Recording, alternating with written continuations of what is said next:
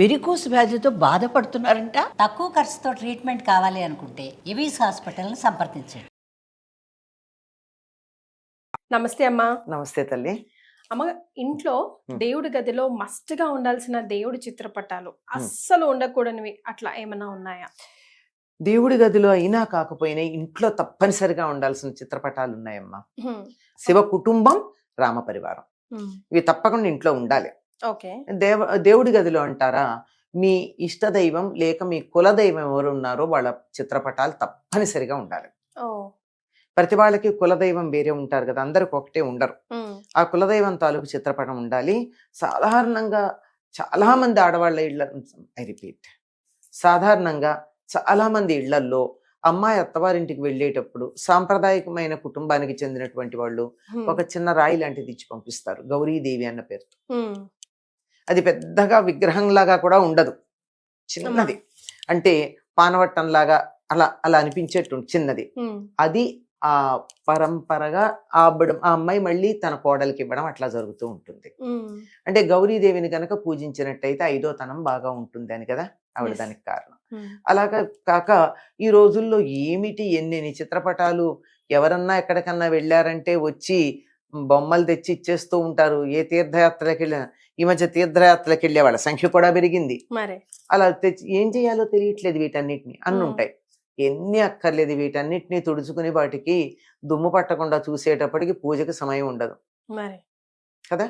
కనుక తప్పనిసరిగా ఉండాల్సింది ఏమిటంటే పూజ గదిలో, గదంతా లేకపోయినా చిన్న మందిరమైనా ఉంటుంది కదా, మీ ఇష్ట దైవము కులదైవము ఇద్దరు ఉంటారు. కులదైవమే ఇష్టదైవం అయిన వాళ్ళు కూడా ఉండొచ్చు. అది పెట్టుకుని అది మాత్రం తప్పనిసరిగా దేవుడి గదిలో ఉండాలి చిత్రపటాలు. ఇంకా విగ్రహాలు అంటారా, అది వీలైనంత పూజ సావకాశంగా చేయగలిగిన శ్రద్ధ ఓపిక ఉన్నవాళ్ళు మాత్రమే పెట్టుకోవాలి, లేకపోతే అక్కర్లా. చిత్రపటాలు చాలు, ఉంటే పెట్టుకోవచ్చు. రిపీటెడ్ ఫోటోస్, రిపీటెడ్ విగ్రహాలు కూడా ఉండొద్దు అంటారు కదమ్మా. అంటే విసుగనంతే, విసుగు అంతే. అమ్మా ఎన్నెన్ని తుడుస్తాం, ఎన్నెన్ని శుభ్రం చేస్తాం, మరే అందుకనే చెప్పుంటారు. దానికి వెనకాల శాస్త్రీయమైనటువంటి అంశం ఉందో లేదో, కానీ తప్పనిసరిగా ఇంట్లో మాత్రం దేవుడి గదిలో అయినా సరే లేకపోతే విడిగానైనా సరే శివ కుటుంబం ఒకటి ఉండాలి. అంటే శివుడు పార్వతి ఒకే ఆసనంలో కూర్చుని ఉంటారు. ఒకవైపు ఏమో ఒళ్ళో వినాయకుడు కూర్చుని ఉంటాడు, ఒకవైపు కుమారస్వామి ఉంటారు. నలుగురు కలిసి ఒకే ఆసనంలో కూర్చుంటారమ్మా. సీటింగ్ ప్రాబ్లం లేదు లేదు కదా. అది కుటుంబ ఐక్యతకి చిహ్నం. కరెక్ట్. శివుణ్ణి ఆది కుటుంబి అంటారు. మొట్టమొదట కుటుంబ వ్యవస్థ ప్రారంభించినటువంటి ఆయన శివుడే. అందుకే ఆది దంపతులుగా శివపార్వతులు అని చెప్తారు. ఒక ఆడపిల్ల కూడా ఉండుంటే బాగుండేదమ్మా. ఉందనే అంటారు మరి.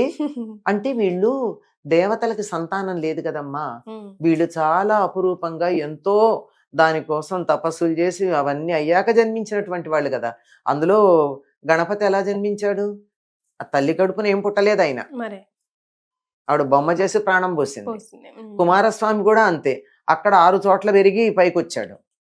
ఒక గర్భంలో నుంచి జారి పడిపోయిన తర్వాత అందుకని స్కందుడు అని పేరు, జారిపడ్డాడని, గర్భం పతనమైందని. గంగలో ఉన్నాడు గనక గాంగేయుడని, వాయుదేవుడు అంశ ఉంది అందులో, అగ్ని అంశతో ఉన్నాడు గనక ఆగ్నేయుడని, ఆయనకి ఇన్ని పేర్లు. రెల్లు పొదల్లో దొరికాడు గనక శరవణభవుడని, కృత్తికలు పాలిచ్చారు గనక కార్తికేయుడని, 6 మొహాలతో పాలు దాకాడు గనక ఆర్మోగం లేక షణ్ముఖుడని, ఇన్ని పేర్లు ఆయనకి. దేవతా స్త్రీలకు సంతాన యోగ్యత లేదని పార్వతీదేవే శపించింది. మరి ఎలా ఉంటారు వాళ్ళకి పిల్లలు, ఇంత కష్టపడి ఇద్దరు. కానీ ఏదో ఒక పురాణంలో శివపార్వతులకు ఒక కుమార్తె ఉందని కూడా చెప్తారు. ఆవిడ పేరు సంతోషి అని, ఆవిడ పేరునే సంతోషి మాత పూజలు చేస్తారని ఏదో ఏదో ఒక పురాణంలో ఉంది మరి అట్లా. కానీ మనకి తెలిసిన ప్రముఖమైనటువంటి పురాణాలు ఎక్కడ ఆ సంగతి లేదు, ఏదో వేరే పురాణాల్లో ఉంటుంది. కనుక పైగా ఇంకోటి ఏమిటంటే, ఇంతమంది ఒక్కచోటే కూర్చుని ఉంటారు. ఈ రోజు మనకు అవసరం అవునా కదా అది. ఎవరి గదుల్లో వాళ్లే కూర్చుని, అమ్మ భోజనానికి రమ్మని కొడుక్కి సెల్ ఫోన్లో కాల్ చేయాల్సి ఉంటుంది, రారా డిన్నర్ చల్లగా అయిపోతుంది, లంచ్ చల్లగా అయిపోతుందని. అటువంటి వాళ్ళకి ఇలా ఈయన్ని గనక చూపించినట్టయితే ఈ శివ కుటుంబాన్ని అందరం కలిసికట్టుగా ఉండాలి అని చెప్పేదన్న భావన కలుగుతుంది. అందుకని తప్పనిసరిగా పూర్వకాలం ఇళ్లల్లో అలాంటివి పెట్టుకునేవారు. పైగా వారికి ఉన్న పరివారం ఎట్లాంటిది, ఉమ్, పార్వతీదేవి వాహనమేమో సింహం, ఉమ్. శివుడి వాహనమేమో నంది. నంది.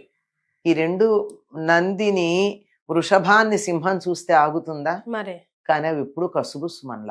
ఉమ్, వినాయకుడి వాహనం ఎలుక, శివుడి ఒంటి నిండా ఉండేవి పాములు. ఉమ్, పైగా కుమారస్వామి వాహనం నెమలి, నెమలి పాములను చూస్తే ఆగలేదు, ఉమ్. పాములు ఎలుకను చూస్తే ఆగలేవు, నెమలి పాములను చూస్తే ఆగలేదు మామూలుగా బయట. మరే. కానీ ఇక్కడ అట్లాంటిది ఏం లేదే. ఎస్, ఐక్యత. ఆ? అది అంటే కుటుంబంలో ఉన్న సభ్యులందరూ ఒక్క చోట కలిసికట్టుగా ఒక్క కుర్చీలో కూర్చున్నట్టుగా కూర్చోవాలి. ఉమ్, అంటే ఒక చోటి ఉండాలి, ఎవరి గదుల్లో వాళ్ళు తలుపులు వేసుకుని ఉండకూడదు అన్నదానికి సంకేతం.